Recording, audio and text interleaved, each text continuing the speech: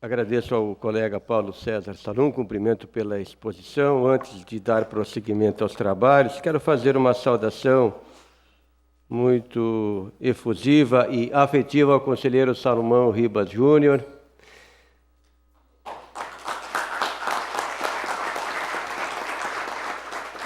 Não terei tempo para reproduzir o seu vasto e reconhecido currículo, ex-presidente desta casa, em vários períodos dirigiu a instituição e dirigiu as nossas duas entidades nacionais, a Atricom e o Instituto Rui Barbosa. Por aí já se pode aquilatar a competência, a liderança do conselheiro Salomão Ribas Júnior, que com grande alegria reencontro nesta oportunidade. Vamos dar prosseguimento às atividades deste painel, solicitando eu aos colegas que utilizem em torno de 15 minutos cada um na sua exposição para que possamos concluir a tempo as nossas atividades. Agora passo a palavra ao colega da Ouvidoria Geral de Contas do Estado do Paraná, Ederson Patrick Severo Machado. Com a palavra. Muito bom dia a todos. Na pessoa do ilustre conselheiro, gostaria de cumprimentar todos os demais conselheiros presentes aqui no plenário, agradecer ao Instituto Rui Barbosa pelo convite de participação nesse evento, parabenizar pela forma como o trabalho está sendo conduzido e, acima de tudo, pela recepção, pela forma como nos trataram desde a nossa chegada aqui. Confesso que me senti muito em casa, então muito obrigado. O tema que me foi proposto, sem muitas delongas, até para poder cumprir com o tempo que nos foi proposto, foi as estratégias no tratamento das demandas visando a eficiência e eficácia da ouvidoria. Tentarei entrar nesse mérito, mas, contudo, não existe meio de falarmos sobre eficácia e sobre eficiência no trabalho das ouvidorias, se não mostrar as formas e os meios pelos quais nós devemos percorrer para que possamos alcançar essa eficiência e, acima de tudo, essa eficácia. O que é primordial nós sabermos, e acredito que aqui os que trabalham em ouvidoria já têm essa visão em mente, mas não custa e nunca é demais relembrarmos e destacarmos, que somos nós, ouvidorias, que poderemos promover a efetividade e a eficácia dos serviços e das políticas públicas. Somos nós, ouvidorias, que podemos cobrar, que podemos instigar a sociedade a promover mudança, a fazer com que um serviço seja prestado de forma adequada, fazer com que aquele serviço, além de ele ser um serviço eficiente, ele se mostre eficaz. Eu já vou mostrar o porquê que eu estou procurando tratar essa diferença entre eficiência e eficácia. É interessante que nós, dentro do nosso âmbito de competência nas ouvidorias, nós possamos buscar capacitar o cidadão, para que ele possa buscar resguardar os seus direitos.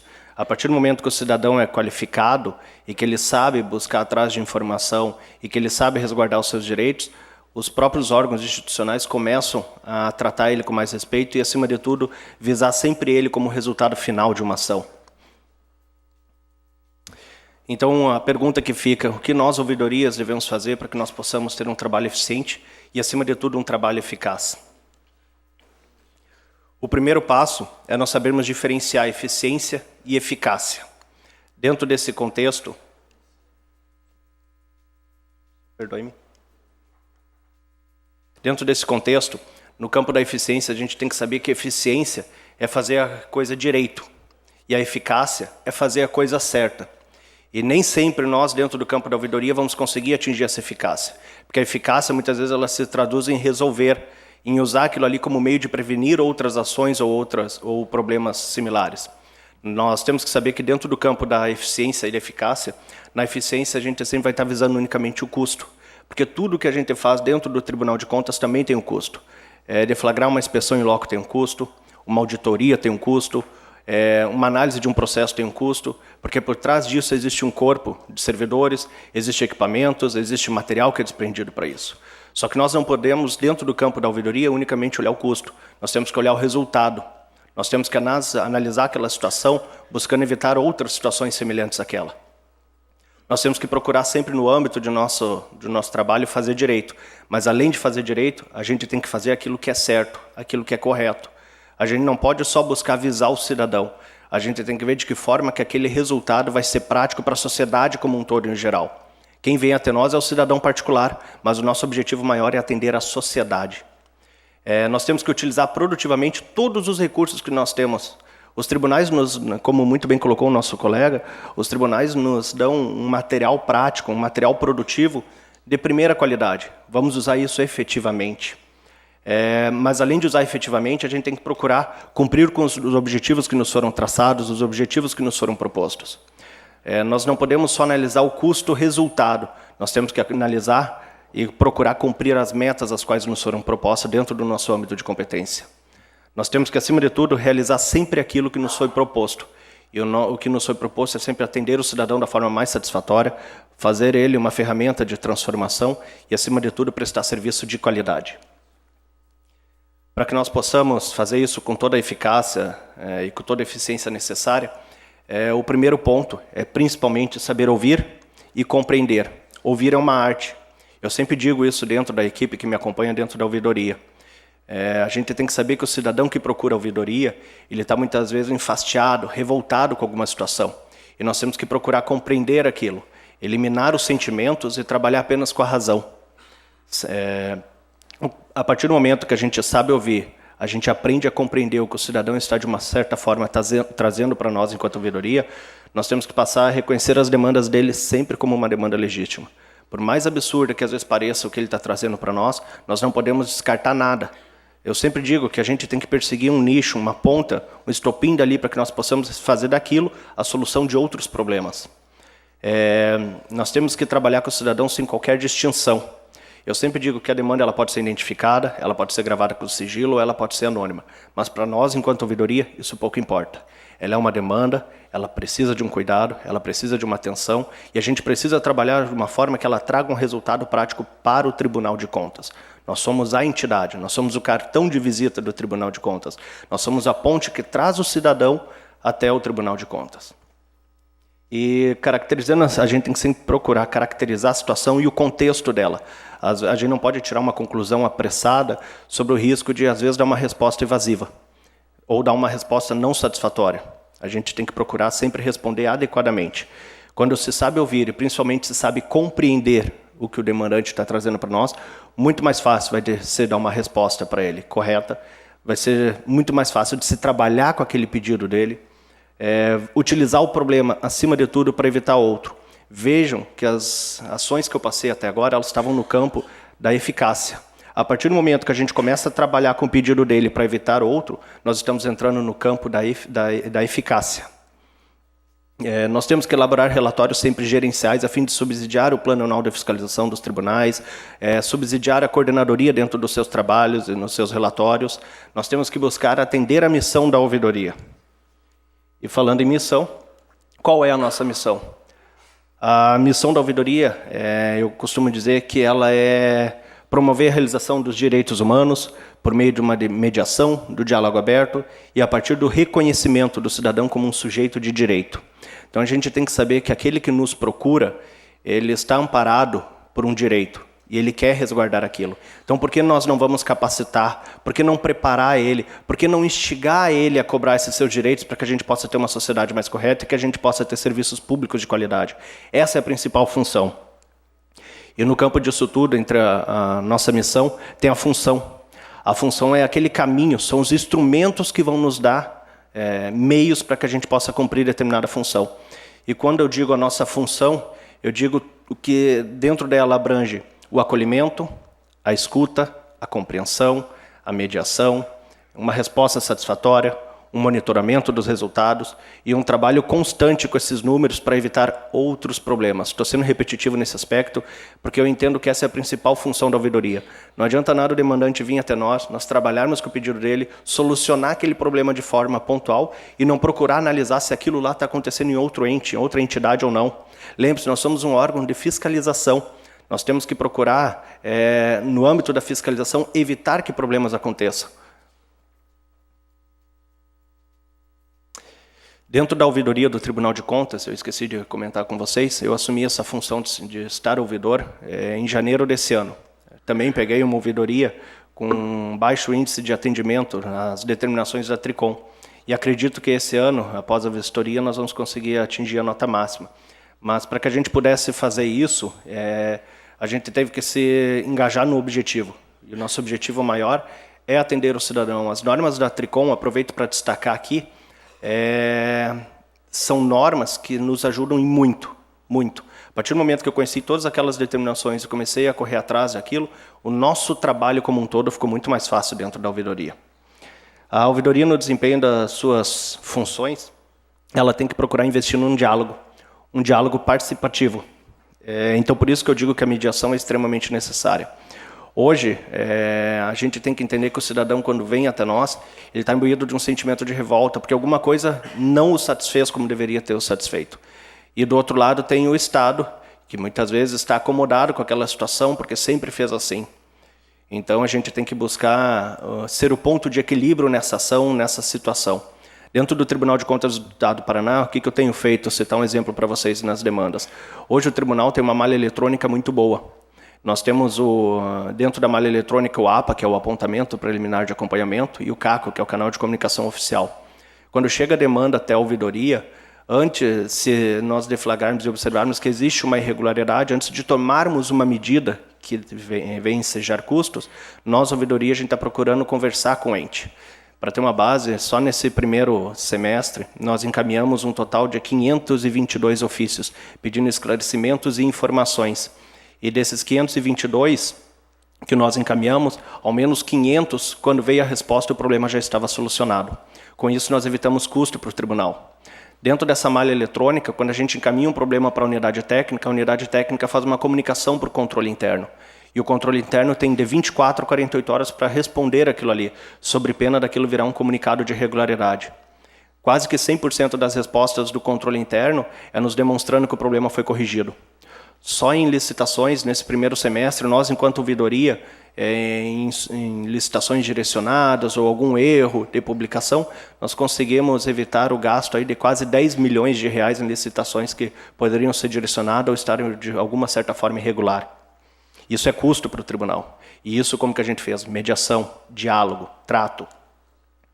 Na mediação a gente sempre tem que buscar, eu coloco para a nossa equipe lá dentro, que a gente tem que procurar identificar o tom. Porque tem o lado do demandante, que está irritado, e tem o lado do Estado, que está acomodado. E nós, como tribunal, temos que saber como mediar isso. Porque, às vezes, para o cidadão, tudo está errado. E nem sempre o que parece é. Eu costumo dizer, nem tudo que brilha é ouro. Então, a gente tem que ouvir o outro lado. A gente tem que procurar entender o problema. Essa é a função da ouvidoria. Nós temos que construir sempre uma relação de confiança, tanto com o cidadão, tanto com o Estado. Dentro do campo da busca da eficácia e da eficiência, a ouvidoria tem como principais funções ouvir, compreender, trabalhar, mediar, qualificar e, acima de tudo, acompanhar. Como bem ontem o Ayrton colocou, não basta que a gente faça um trabalho de excelência, responda ao cidadão e não acompanhe o problema. E muitas vezes o problema continua. A ouvidoria ela tem que acompanhar isso. Então, dentro da ouvidoria do Tribunal de Contas, nenhuma demanda é encerrada sem que exista uma resposta conclusiva e satisfatória. Para ter uma base, os números do nobre colega Ayrton me arrepiaram, conforme bem colocou o colega de Santa Catarina. Mas a ouvidoria do Tribunal de Contas do Estado do Paraná, de 2013 a 2016, a média de atendimento do primeiro semestre eram 700 e até o final do ano 1.200 a 1.500. A ouvidoria, nesse primeiro semestre, nós já atingimos 1.800 demandas. E isso, eu acredito que seja fruto de uma resposta satisfatória, de um trato com o demandante e, acima de tudo, de um Tribunal de Contas participativo. As demandas elas não ficam somente dentro da ouvidoria. Ela é dialogada com o Tribunal de Contas, com todas as unidades. Semanalmente eu tenho feito reuniões com todas as unidades para entender o posicionamento do tribunal, para entender o que está acontecendo e a melhor forma de tratar o cidadão. Lembrando que essas ferramentas sempre vão se mostrar como uma forma de interlocução entre o cidadão e o Estado.